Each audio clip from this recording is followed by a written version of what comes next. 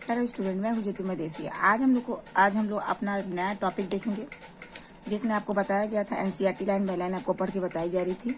ये जो आपका चैप्टर 2 है, इस चैप्टर 2 में जो एनसीईआरटी पीछे क्वेश्चन दिया होगा उसको कैसे एग्जाम में पूछ सकता है वो सारी चीजें आपको बताई जा रही है। जैसा कि देखो यहाँ पे आपको ये स्पर्म के बारे में बता दिया गया था। ये हमें अगला टॉपिक देखना था, अंड जनन क्या है। तो देखो, अंड जनन का मतलब देखा जाएगा जिसे हम कहते हैं oogenesis। क्या कहते हैं? oogenesis। oogenesis का मतलब होता है कि अंडे के बनने की प्रक्रिया को हम लोग oogenesis कहते हैं। अंडे के बनने की प्रक्रिया को क्या कहेंगे? हम लोग oogenesis कहेंगे। देखो यहाँ पे कह रहा है कि मादा के अंडाशयों की जो जननिक उपकला होती है जिसे जर्मिनल एपिथेलियम के नाम से जाना जाता है कि प्राथमिक जनन कोशिकाओं में अर्धसूत्री विभाजन द्वारा अंडाणु के बनने की प्रक्रिया को अंड जनन कहते हैं।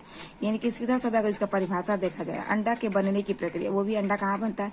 मादा के अंडाशय के अंदर अंडे के बनने की प्रक्रिया को ही हम अंड जनन कहते हैं। और ये अंड जनन की जो प्रक्रिया होती है प्रत्येक मादा के अंदर 13 साल की अवस्था में स्टार्ट हो जाता है, जब वो यौनावस्था की तरफ अग्रसित करती है। तब आगे देखिए, कह रहा है कि अंडाणु में जो गुणसूत्रों की संख्या होती है वो जनन कोशिकाओं में आधी रह जाती है। कितनी रह जाती है?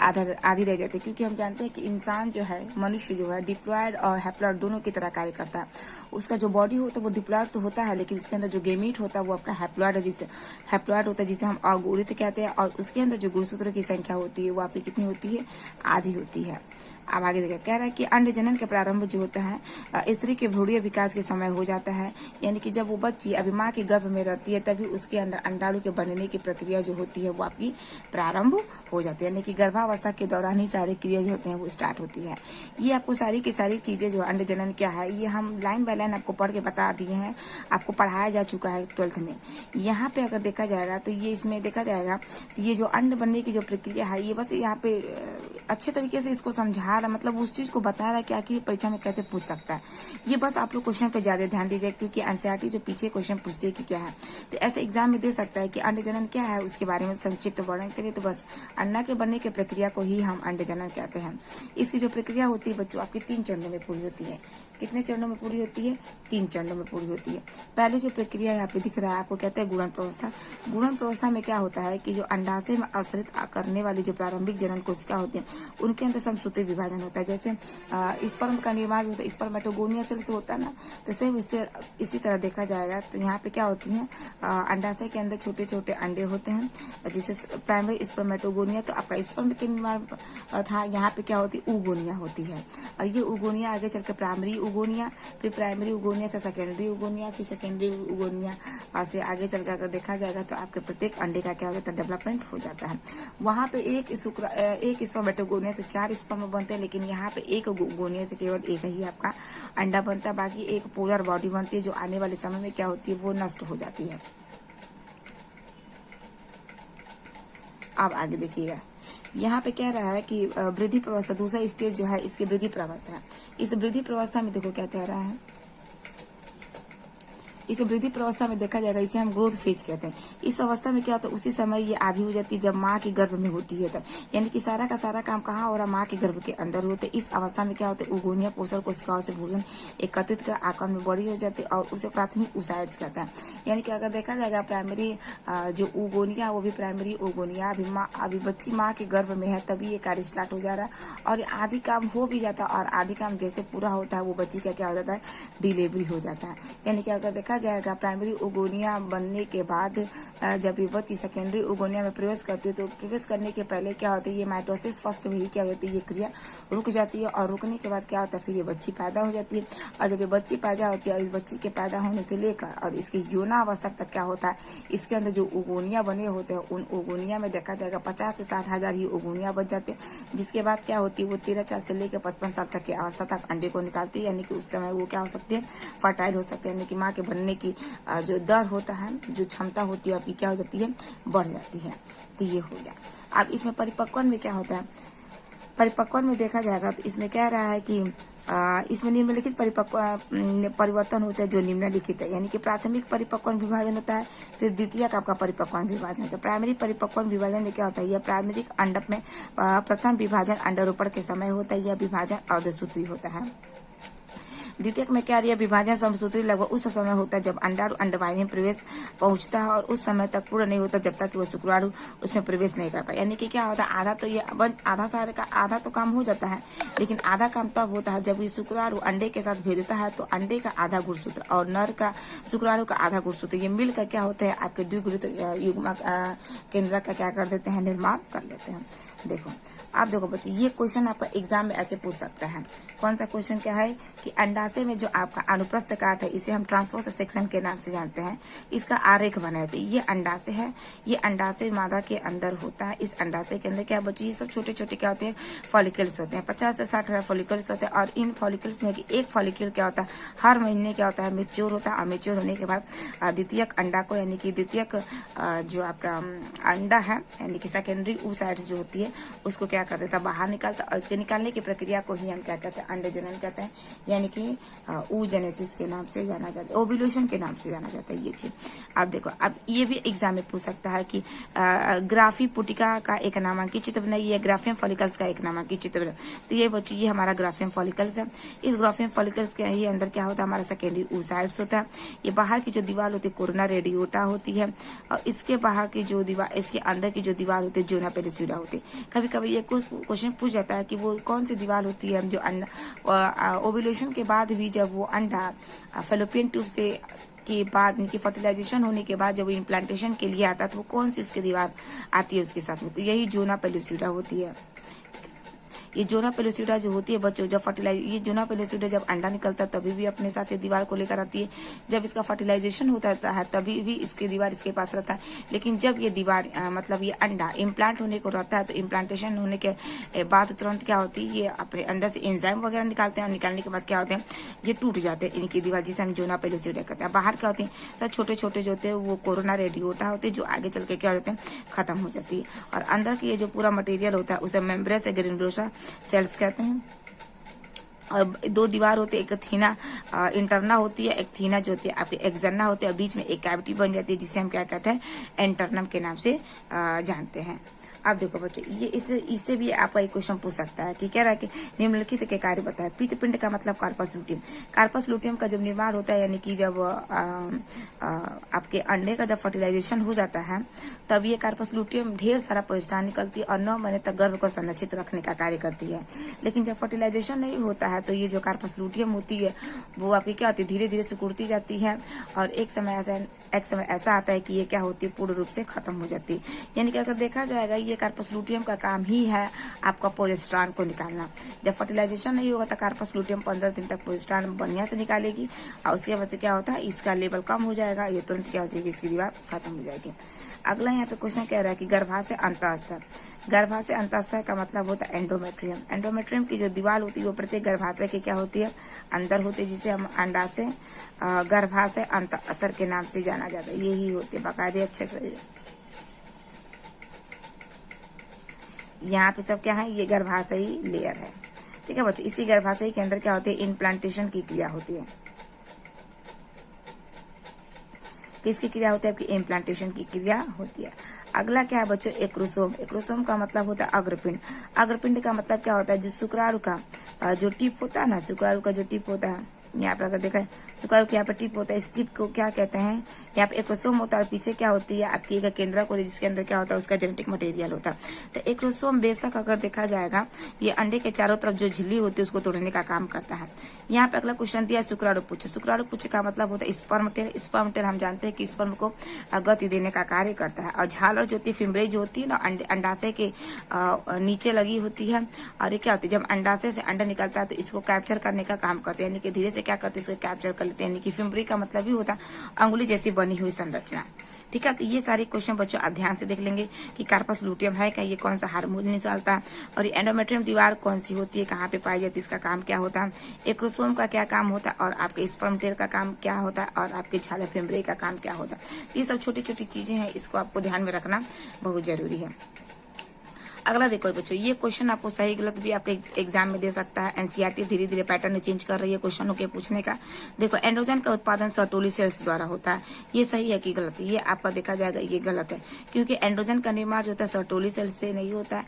एंड्रोजन का निर्माण देखा जाएगा तो आपके लीडिंग सेल से होता है, ठीक है ना। लीडिंग सेल्स अलग होती हैं और सर्टोली सेल्स जो होती हैं वो आपकी अलग होती हैं। सर्टोली सेल्स जो होता है वो आपके शुक्राणु को भोजन देने का कार्य करता है, स्पर्मेटोगोनियस शुक्राणु को बनाती है और भोजन देने का कार्य सर्टोली का होता है। लीडिंग सेल्स जो होती है जब यौनावस्था आती है तो ये क्या करते हैं, अपने अंदर से सिग्नल पहुंचाते हैं ब्रेन को, और ब्रेन एक हार्मोन निकालता है जिसे कहते हैं गोनेडोट्रोपिन रिलीजिंग हार्मोन, और ये गोनेडोट्रोपिन रिलीजिंग हार्मोन पिट्यूटरी पे एक्ट करता है। तो पिट्यूटरी दो प्रकार का हार्मोन निकालता है, एक एलएच निकालता है, दूसरा क्या निकालता है, एफएसएच निकालता है। और जैसे एलएच एफएसएच निकलते हैं तुरंत आपके उन्हें देखा जाएगा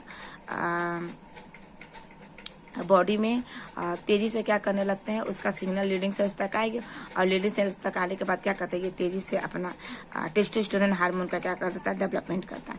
कभी कभी ये पूछा है कि लीडिंग सेल्स की खोज किसने की थी, तो एक वैज्ञानिक था जिसका नाम था लीडिंग नहीं अपने नाम पे लीडिंग सेल्स की खोज की थी। ठीक है, तो ये क्वेश्चन को हमेशा याद रखिएगा। और लीडिंग सेल्स क्या करते हैं, विशेष हार्मोन जिसे टेस्टोस्टेरोन हार्मोन निकाले, और टेस्टोस्टेरोन हार्मोन निकलने की वजह से क्या होता है कि नर के अंदर जो द्वितीयक लैंगिक लक्षण होता है वो दिखाई दे, जैसे दाढ़ी मूछ का आना, शरीर मतलब कंधे जो होता है उनके चौड़े होता है, वृषण का बढ़ना, पेनिस का बढ़ना, ये सारी चीजें जो होती है वो यौनावस्था के बच्चों को बताती है ताकि बच्चे जाने और गलत से गलत कदम ना उठाया जाए। ठीक है बच्चों, तो ये वाला चीज इसमें आपका हो गया। देखो अगला इसमें पूछ रहा है कि सर्टोली शुक्राणु की सर्टोली कोशिकाओं से पोषण प्राप्त होता है, तो हाँ बिल्कुल सही, क्योंकि सर्टोली सेल्स क्या करती है, पोषण प्रदान करती है और स्पर्मेटोगोनियस स्पर्म को बनाती है। लीडिंग कोशिका अंडाशय में पाई जाती है, नहीं लीडिंग कोशिका अंडाशय में नहीं पाते, लीडिंग से जो है टेस्टिस के अंदर पाई जाती है। लीडिंग कोशिका एंड्रोजन को संश्लेषित करती है, संश्लेषित, हाँ बिल्कुल संश्लेषित करते हैं, क्या करती है, कुछ जो चीज अगर मान लो डायग्राम वगैरह बना रहे हो लीडिंग सेल्स वगैरह का, तो उसमें आप बेशक आप अच्छे तरीके से लीडिंग को इंडिकेट कर देंगे आप एंड्रोजन यानी कि टेस्टोस्टेरोन हार्मोन को, ताकि वो अच्छी मात्रा में क्या निकाल सके, अपना काम अच्छे तरीके से कर सके।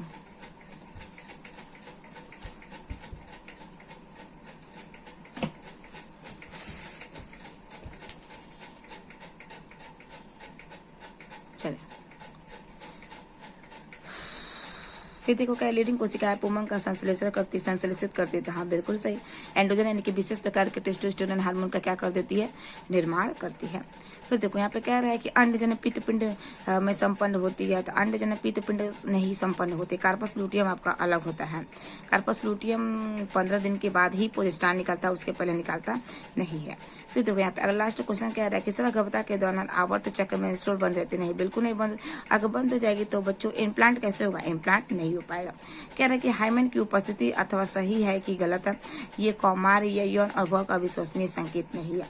यानी कि अगर देखा जाएगा तो ये क्या है, उपस्थिति या अनुपस्थित कौमार या अनुभव का विश्वसनीय संकेत नहीं है। हाँ बिल्कुल सही है, क्योंकि हाइमेन अगर देखा जाएगा तो ये योनि के ऊपर एक झिल्ली पाई जाती है, और ये झिल्ली जो होती है प्रत्येक वर्जिनिटी को शो करता है। हमारे समाज में क्या है इसके बारे में अगर देखा जाएगा तो बहुत सारे इस पे क्वेश्चन उठते हैं। अगर किसी के पास हाइमेन है तो उससे उसको रिप्रेजेंट किया जाता है कि ये क्या है, नॉन कैरेक्टरलेस है। अगर इसके पास नहीं है तो ये क्या है, कैरेक्टरलेस है। ये बिल्कुल गलत है, ये बिल्कुल मिथ्या है, क्योंकि ये हाइमेन जो झिल्ली होती है, ये जब बच्चियां बड़ी होती हैं, साइकिल चलाती हैं, ये रेसलिंग का कार्य करती हैं, या भारी सामान उठाने की वजह से क्या होती है, ये पतली सी मेम्ब्रेन जो होती है वो हट जाती है। इसका मतलब देखा जाएगा वर्जिनिटी से इसका कोई लेन देन नहीं है, ये बिल्कुल गलत है। चलिए बच्चों अगला इसमें क्वेश्चन कह रहा है कि आतर्व चक्र है क्या, जिसे मेंस्ट्रुअल साइकिल कहते हैं। तो आतर्व चक्र जो होता है ये प्रत्येक यौनावस्था पे होने वाला एक विशेष प्रकार का क्या है, चक्र है, जो 50 से 55 साल तक की अवस्था तक क्या होते हैं, ये चलते रहते हैं प्रत्येक फीमेल्स के अंदर।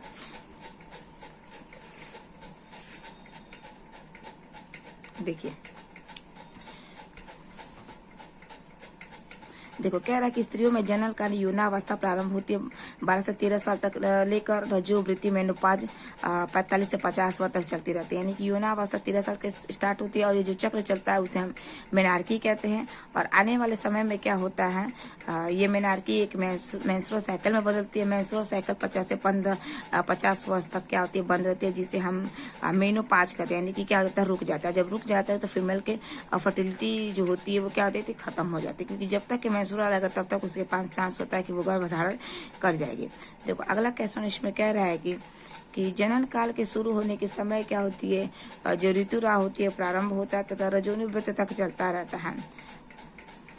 फिर कह रहा है कि किसी बालिका के जीवन काल में प्रथम बार रजोधर्म या ऋतुस्राव की घटना को रजोदर्शन या मेनार्क कहते हैं। फिर कह रहा है कि जनन काल के प्रतिमाह भी अंडाशय में एक अंडाणु का अंडुत्सर्ग करते और निषेचन के पश्चात क्या होता है कि गर्भाशय की भित्ति से विशिष्ट परिवर्तन द्वारा अगर देखा जाएगा होते रहते हैं। निषेचन न होने पर क्या होता है, प्रत्येक गर्भाशय की भित्ति अंडाशय में होने वाले परिवर्तनों को क्या कहते हैं, आवर्त आतर्व चक्र के नाम से जाना जाता है। और प्रत्येक आतर्व चक्र की जो अवधि होती है 20 से 28 जो होती है वो दिनों की होती है। इस आवर्त चक्र का अंत योनि के द्वारा प्रविष्ट योनि के द्वारा रुधिर प्रवाह से होता है और इस रुधिर स्राव को हम महामारी या ऋतुस्राव के नाम से जानते हैं। तो टोटल अगर देखा जाए बच्चों, आपको आतर्व चक्र के बारे में पढ़ाई जाती है। या आतर्व चक्र आपका कुछ है नहीं, एक चक्र है जो फीमेल्स के अंदर 12 से 13 साल की अवस्था तक वो स्टार्ट होता है और 55 साल तक की अवस्था तक क्या होता है, आपका बंद हो जाता है। इसमें जो होती है 13 से 14 साल तक की अवस्था से लेकर जो 50 साल तक की अवस्था जो चल रही है, ये आपका अगर देखा जाएगा तो ये फर्टिलिटी रेट होता है, जहाँ पे फीमेल क्या करती है, अपने आने वाले समय में अपने बच्चे को क्या कर देती है, जन्म देती है। तो ये 26 से 28 दिनों का ही चक्र होता है। फिर से ये चक्र क्या होता है, आएगा चलेगा, माने हर माह जो होती है स्त्री एक आतर्व चक्र से होकर गुजरती है। और ये आतर्व चक्र में जो ब्लीडिंग होती है वो 4 से 5 दिन तक क्या होती है, बनी रहती है। यानी कि शरीर के आकार आकृति पर निर्भर करता है कि शरीर का इसका बनावट कैसा है। तो ये चीज है। और इसमें आतर्व चक्र के बारे में आपको बता भी दिया है। और अगर फीमेल हमारी कंसीव भी कर गए तो ये आतर्व चक्र का इसका कोनो लेन देन नहीं। ये आतर्व चक्र क्या होगा बच्चों, ये आपको बढ़ता रहेगा बढ़ता जाएगा और एक समय ऐसा आएगा कि ये पूर्ण रूप से एंडोमेट्रियम की जो आपकी दीवार है वो उसमें इम्प्लांट हो जाता है बच्ची। अब बच्चा इम्प्लांट हो जाता है, अगर इम्प्लांट नहीं होता तो वो बच्चा क्या होता है, फिर मादा की योनि के रास्ते से वो बाहर आपका आ जाता है।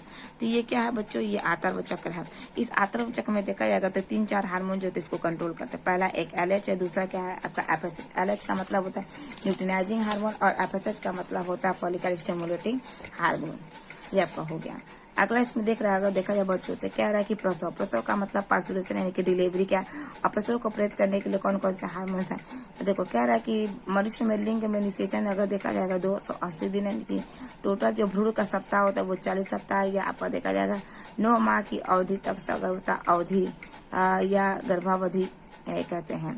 यानी कि जो टाइम जो होता है वो माँ का जो चलता है। कह रहा है कि गर्भाशय पूर्ण होने पर गर्भाशय की दीवारों में तीव्र संकुचन जो होती है वो प्रारंभ हो जाती है। क्योंकि अगर देखा जाएगा 9वां महीना जैसे कंप्लीट होती है, 9 महीना कंप्लीट होने के बाद क्या होती है कि ऑक्सीटोसिन रिसेप्टर्स होती है। ऑक्सीटोसिन रिसेप्टर्स जो होते हैं ब्रेन में सिग्नल पहुंचाते हैं ताकि ज्यादा से ज्यादा मात्रा में क्या निकले, ऑक्सीटोसिन निकले। यानी कि प्रसव को तेज करने में, प्रसव बच्चे को बाहर लाने में सबसे ज्यादा योगदान जो होता है वो आपका ऑक्सीटोसिन ही लाया भी जाता है और लगाया जाता है ताकि बच्चे का क्या हार्मोन अच्छे से खुले और जल्दी से जल्दी बच्चा जो होता है वो बाहर आपका निकले। तो ये चीज है इसमें जिसे हम सगर्भता कहते हैं, यानी कि प्रेगनेंसी, यानी कि हम डिलीवरी के नाम से जानते हैं।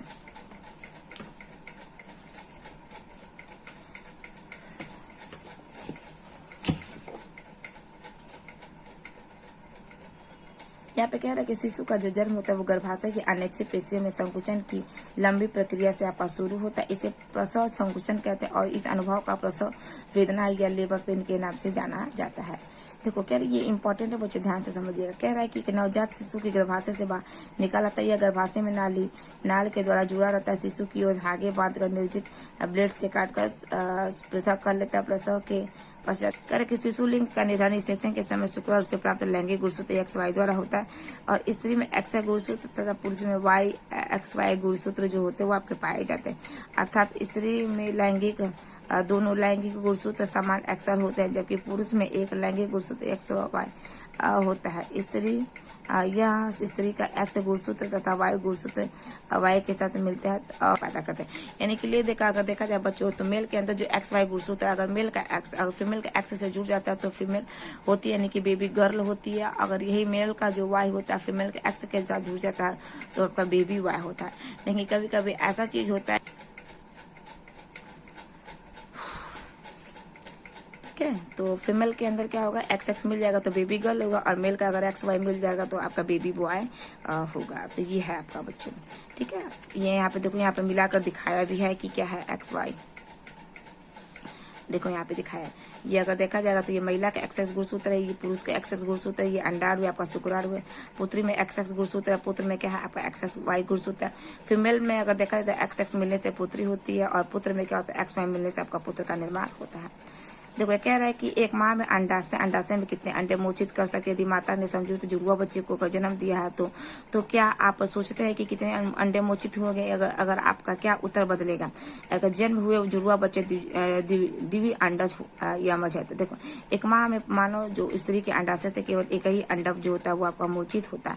यदि माता ने संरूप जुड़वा बच्चे को अगर जन्म दिया है तो एक माह में एक ही अंडा मोचित हुआ होगा या द्विवीय अंडज यमज के संदर्भ में एक माह में 2 अंडे मोचित हुए होंगे। कभी कभार एक भी अंडा मोचित हो सकता है, डबल अंडा भी मोचित हो सकता है। अगर एक अंडा मोचित हुआ तो आने वाले समय में क्या होता है फेलोपियन ट्यूब में ही मरुला के बाद वो 2 भागों में बट जाता है।